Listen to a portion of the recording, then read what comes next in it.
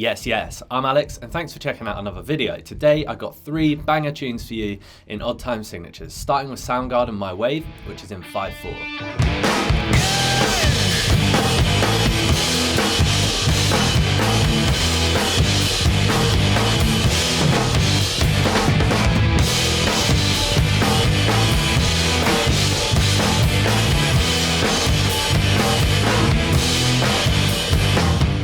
So this track is in 5/4, which means we got 5 quarter notes per bar. Now, just because there's a 4 on the bottom of our time signature, it doesn't mean that you can only play quarter notes. Oh no, my friends. You can play any subdivision available to you.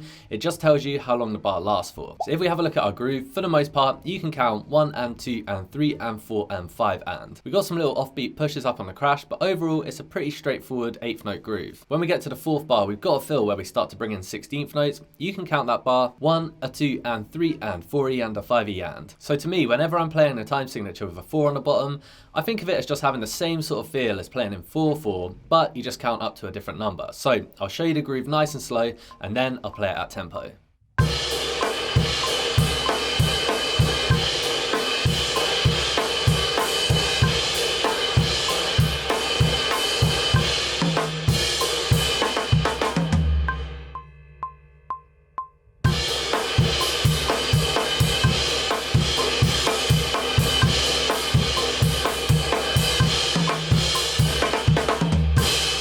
The next track is by Zappa, who's no stranger to playing in odd time signatures. It's a song called Don't Eat the Yellow Snow, which is some pretty solid life advice, and it's in 7/8 time.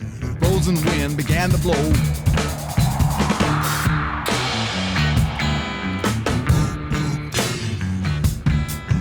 Under my boots and around my toes.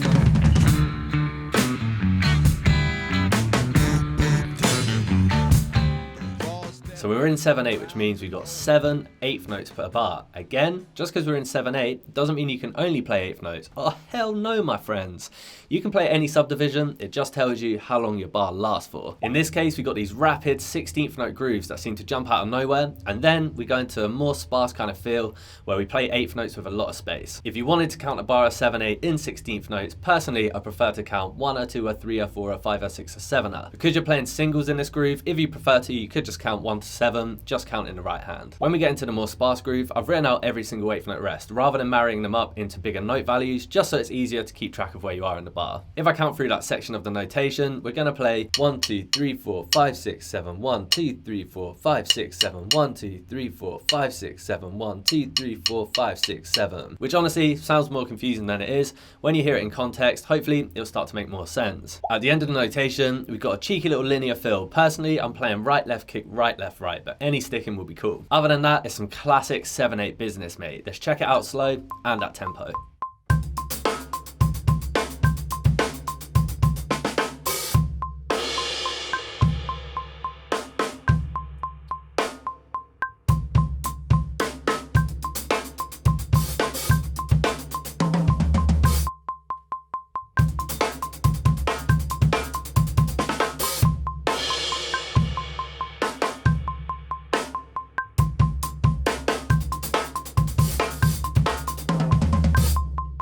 Final track we're going to look at is Mastadon, Aunt Lisa, and honestly, you could write this groove out in a number of different ways. So in total, we got 35 16th notes. So you could group that in 2 bars of 4/4 and a bar of 3/16. You could group it in a bar of 7/8, a bar of 9/8, and a bar of 3/16. You could group it in 2 bars of 7/8, a bar of 1/4 if that's even a thing, and a bar of 3/16. I've personally written it out as 2 bars of 7/8 and 1 bar of 7/16. I'd be interested to know how the band think of it, but to be honest, as long as you can play the phrases, then you're good to go. So we'll break it down in a second, but first, let's check it out.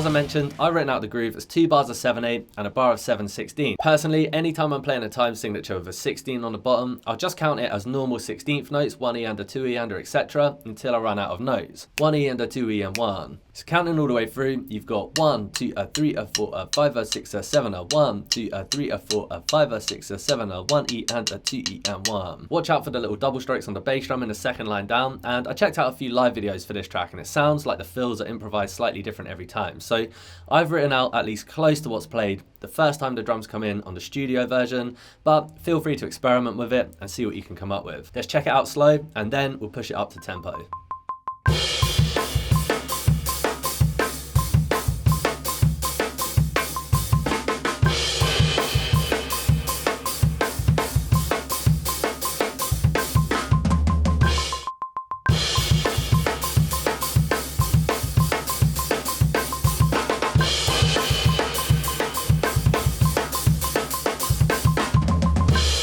Absolute beast of a groove, mate. Now what I'd also recommend when working on any time signature, but especially when it's weird combinations of different signatures, is to also see if you can improvise inside of that timing to make sure that it's all really making sense. Doing this will really help to internalize the timing. It will also mean that if you accidentally make a mistake whilst playing the track, it won't completely throw you because you'll already be used to the feel. So a feel could go wrong, but you'll still know where you are. And most importantly, if you do it for long enough, you're going to end up coming up with something original inside of that timing that you might not have thought of if you'd only learnt the song and just played it note for note. Not to mention the fact that it's fun, mate. So have a mess about with it and see what you can come up with.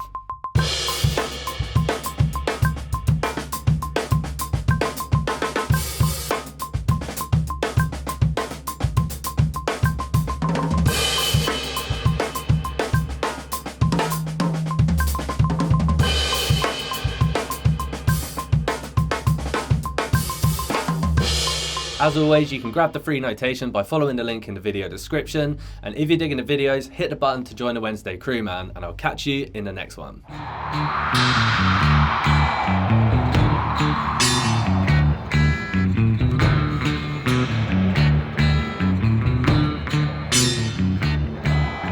Dreamed I was an Eskimo. Frozen wind began to blow.